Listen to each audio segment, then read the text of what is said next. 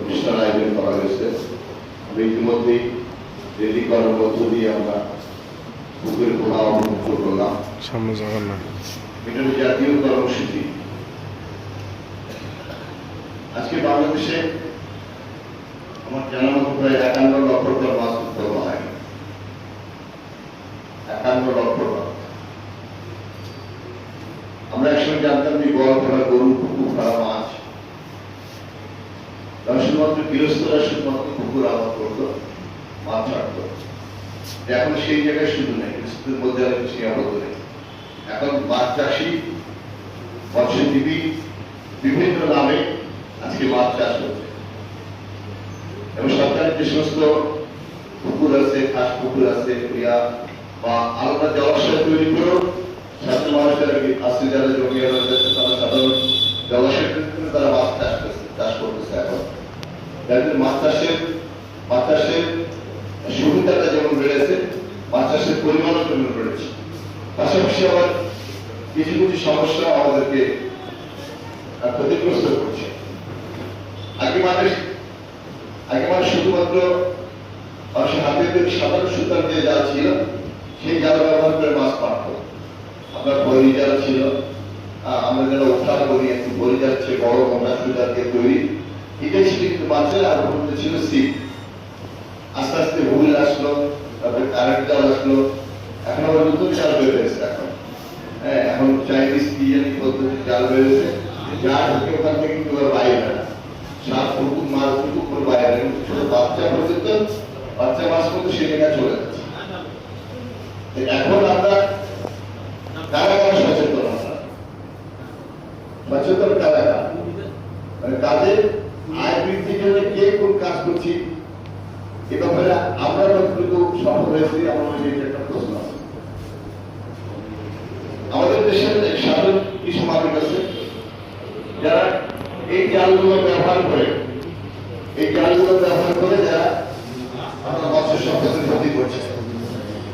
এদের বিরুদ্ধে যদি আপনি আইনগত ব্যবস্থা করতে যান, তাহলে দেখেন সেখানে আমার অনেকেই প্রশ্ন তুলে, কথা তোলে, অনেক বড় বড় দুর্নীতি হচ্ছে, বড় বড় ক্ষতি হচ্ছে, সেগুলো তো মজুর তাই কৃষকরা একটু মাছ মারে খায়, জেলেরা একটু মাছ মেরে খায়, এখানে এত কিছু। মানে আমরা এবার একটা অবস্থায় গেছি যে কোনটা ভালো আর কোনটা করলে ভালো হবে এটা তারা নিজেরা যেটা বলছি আমরা যেটা করছি এটাই ভালো, ন্যায় হোক অন্যায় হোক এটাই ভালো, এইগুলো কিন্তু চলছে। আমাদের সমস্যা অনেকগুলো আসতে রয়ে গেছে। তবে একটা কথা আমি মনে করি যে মাছের প্রজাতি বিলুপ্ত হয়ে গেছিল এটা কিন্তু আস্তে আস্তে আবার ফিরে আসছে। কিন্তু সাধারণভাবে যেটা প্রকৃতিগত দিক থেকে যেটা আমরা আগে সহজে পাইতাম, অর্থাৎ বর্ষাকাল শুরু হলো বা বৈশাখ মাস শুরু হলো, তখন থেকে আমরা মাছের সরবরাহ পেতাম।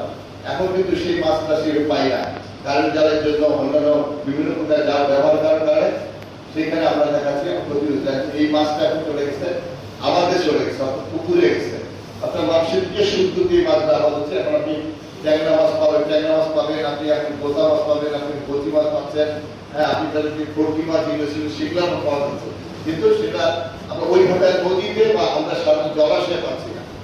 আমরা পাচ্ছি কি করে? আবাদ করার মধ্য দিয়ে, অর্থাৎ নির্দিষ্ট ব্যবস্থার মধ্যে দিয়ে আমরা এই মাছগুলো এখন পর্যন্ত ধরে রাখতে পারছি।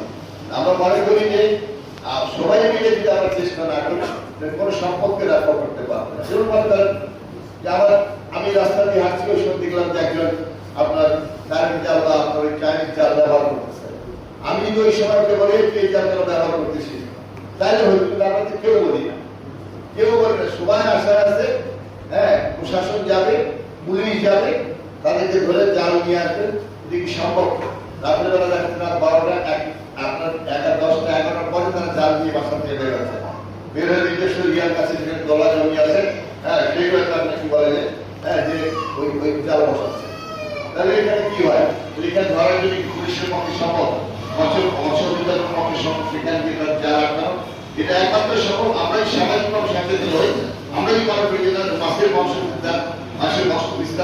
বিস্তার করতে হবে, তাহলে আমরা যারা এলাকায় বাস করি, আমরা যারা গ্রামে বাস করি, আমাদেরকে এই ব্যাপারে উদ্যোগ নিতে হবে।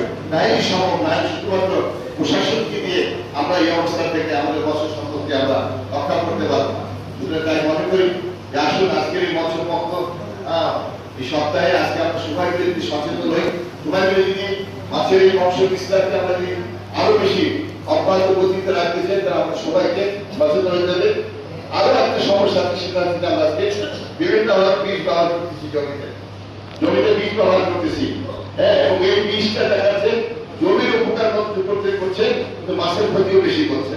অর্থাৎ মাছগুলোকে আমরা হারিয়ে ফেলতেছি জমিটাতে। সেটা একটা বিষ প্রচারিত করতে সে নিষিদ্ধ, অর্থাৎ ওই বিষটা আমাদের দেশে চলছে, আমাদের দেশে কৃষকরা নিয়ে আসতেছে, যারা চালাচ্ছে আমাদের ব্যবসায়ী তারা নিয়ে আসতেছে, তারা দিচ্ছে, এটা নিয়ে যাও।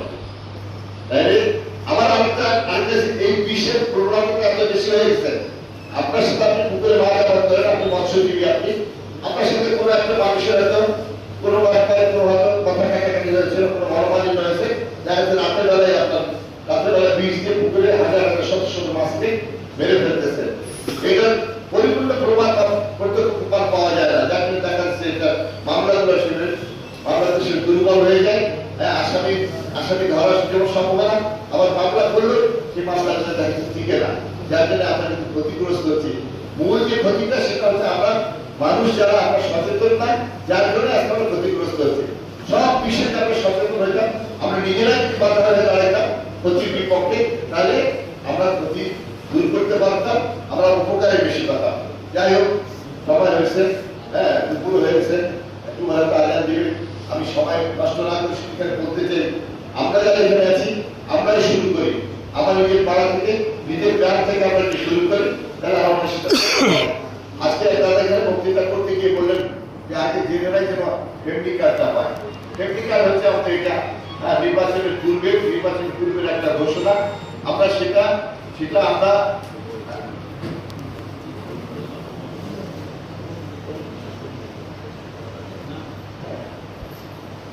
তো আমরা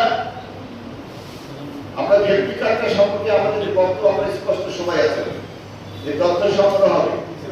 তথ্য সংগ্রহ করতে গিয়ে কিন্তু অনেকে অনেক অসন্তুষ্টি প্রকাশ করেছেন, হ্যাঁ, অনেকে এটাকে দলীয় চিন্তা ভাবনার মধ্যে ভেবে আমরা কাজ করার চেষ্টা করছি। অনেকে প্রশাসনের সাথে আমরা নির্বাচন করেছি। আমাদের কিন্তু বুঝতে হবে আমাদের দল ক্ষমতায়, আমরা সরকারে আছি, সরকারের কোনো অংশের সাথে, সরকারের টাকা প্রশাসনের সাথে সরাসরি কোনো বিরোধে গিয়ে বা সরাসরি প্রশাসনকে হেনস্থা করার মধ্যে দিয়ে আমরা সরকারকে এগিয়ে দিতে পারবো না। সুতরাং আমাদেরকে সমস্যাটাকে সেই সমস্যা আমাদের নিরসন করতে হবে। আমরা যদি আমার প্রশাসনের প্রস্তুতি ধরে তাদেরকে অপমান করি, হেনস্থা করি, তাহলে কিন্তু সারা দেশে আমাদের বিপক্ষে একটা অবস্থার সৃষ্টি হবে। সেই জায়গা থেকে আমাদেরকে বুঝতে হবে আমরা কি করবো আর কি করবো না। সুতরাং আমাদেরকে সবাইকে অবশ্যই ধৈর্য ধারণ করতে হবে, আমাদেরকে প্রশাসনিক ব্যবস্থা বুঝতে হবে। আমাদের বর্তমান যে অবস্থা অতিক্রম করতেছি, যে সংকট অতিক্রম করছি, সংকটের মধ্যে আমাদের অবশ্যই মাথা ঠান্ডা রেখে আমাদেরকে সামনে এগিয়ে যেতে হবে। অর্থাৎ আমাদের কোনো কর্মকাণ্ডে মানুষ যেন অসন্তুষ্ট না হয়, আমাদের কোনো কর্মকাণ্ডে যেন কেউ অসন্তুষ্ট হয়, এই জায়গায় কিন্তু আমাদেরকে অবশ্যই সজাগ থাকতে হবে। সুতরাং কোন কাজটা করবো, কোন কাজটা করলে ভালো হবে মন্দ হবে, এটা কিন্তু আমাদের চিন্তা করতে হবে। আমাদেরকে তথ্য সংগ্রহের জন্য বলা হয়েছে, নির্দিষ্ট করে বলা হয়েছে শুধুমাত্র সরকারি দলের লোকরাই এই কাজটা করবে, গেলে সবাই মিলে করবে। আমরা তো শুধু নাগরিক না, আরো নাগরিক আছে, এটা কম বেশি থাকতে পারে, হ্যাঁ, আমাদের পার্সেন্টেজ বেশি থাকতে আর কিন্তু যে পদ্ধতিটাতে লোক নিয়োগ করা হয়েছে, সেই পদ্ধতিতে আমরা অ্যাভয়েড করতে পারি না, হ্যাঁ, সেখানে তো আমাদের থাকার প্রশ্ন নাই, হ্যাঁ, যারা অ্যাভয়েড করতে পেরেছে তারা দেখছে। আমাদের কাজটা কি হবে, প্রশাসনের কাজটা কি হবে, যারা তথ্য সংগ্রহ করছে তারা তথ্যটা সঠিকভাবে সংগ্রহ করলো কিনা এইটার উপর নজর রাখতে হবে। যদি কোথাও যদি কোনো অভিযোগ হয় বা কোথাও যদি কোনো অসঙ্গতি ধরা পড়ে, কোনো অসংলগ্ন কাজ করা হয়, আপনারা প্রশাসনকে জানাবেন। আমি প্রশাসনকে তাদের সাথে থেকে শুরু করে যারাতে তাদেরকে অনুরোধ করে আমি নির্দেশ দিতে চাই, যদি কোনো অসঙ্গতি বা যদি কোনো তথ্য সংগ্রহে কোনো রকম যদি আপনার বিরূপ কোনো পরিস্থিতি সৃষ্টি হয়, সেটা আপনারা অবশ্যই সরাসরি তাৎক্ষণিক তদন্ত করে থেকে দেখবেন যে তথ্য সংগ্রহ ঠিক আছে কিনা। তথ্য সংগ্রহ ঠিক না থেকে সেটাকে আবার পুনরায় ঠিক করে আপনি দেখবেন। আমাদের সরকারের দায়িত্ব হচ্ছে আমরা ফ্যামিলি কার্ড দিব, এটা কিভাবে দেওয়া হয় সেটা আমরা সবাই জানি। এই ফ্যামিলি কার্ডটা আমাদের সবাই পাবে। আজকে এত কথা বলতাম না, দাদা যদি কথা চলছে ওই জন্য বলতেছি, ফ্যামিলি কার্ড আমাদের সবাই পাবে, আমার স্ত্রীও পাবে, আপনার স্ত্রী পাবে, আপনার বোন বিবাহিত তারাও পাবে। আমি যারা ইচ্ছা হবে না দিবে না, যার ইচ্ছা হবে সবাই নিতে পারবে, কিন্তু এটা পর্যায়ক্রমে তারা আগে পাবে, তারা তারপরে পাবে। এবার বিভিন্ন স্টেপে গিয়ে আমরা 5 বছরের মধ্যে আমরা করবো, এইভাবে আমরা টার্গেট নিয়ে চলছে। সুতরাং কেউ বাদ যান না, অসন্তোষ হওয়ার কোনো কারণ নেই। কেউ দুদিন আগে পাবে, কেউ দুদিন পরে পাবে, কিন্তু আমাদের মা বাবা সবাই পাবে। যাই হোক, আমি বক্তব্য দীর্ঘ না করে আজকে এই সুন্দর পরিবেশে আমাদের এখানে সবাই আছি, আমি সবাইকে আন্তরিক অভিনন্দন কৃতজ্ঞতা জানাচ্ছি। আজকে মৎস্য পক্ষ সভায় আমি শুভ উদ্বোধন ঘোষণা করছি। সবাইকে অভিনন্দন কৃতজ্ঞতা। আপনারা সবাই ভালো থাকুন, সুস্থ থাকুন, পরিবার পরিজন সুখে শান্তিতে থাকুন।